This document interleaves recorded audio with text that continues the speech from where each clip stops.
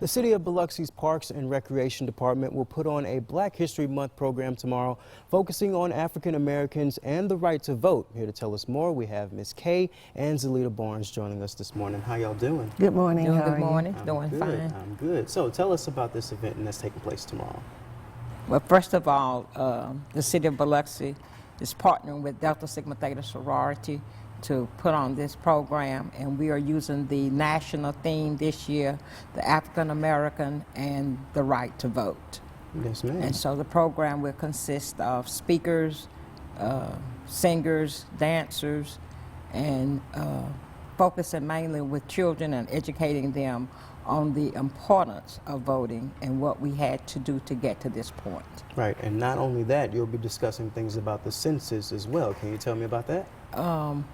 What we want to focus on is not only is it important to vote, but also to make sure that you are counted in the census and the importance of being counted, because it ties in so much with what we have going on with our schools, our districts, and what have you. Right, and staying focused on the right to vote. It seems a lot of people in the African American community sometimes may think that their vote doesn't matter or doesn't count, which is completely false. Can you expand to me about the importance of making sure that we're getting that message across?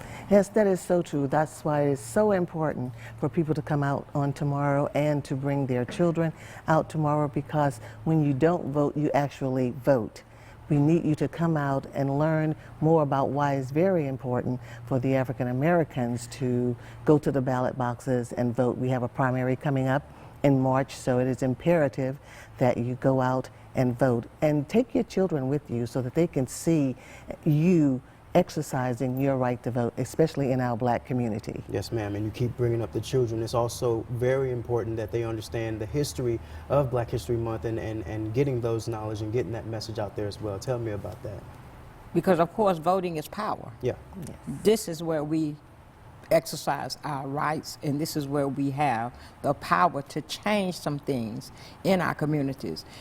We often say that you don't need to complain if you have not exercised that right. You know, as Kay just said, not voting, you're voting. Yes, ma'am. Because you're being apathetic to what is going on in your communities around you. Yes, ma'am. Well, thank y'all so much for joining me this morning. It's going to be a fantastic event tomorrow. We're looking forward to it. Thank y'all so much. Thank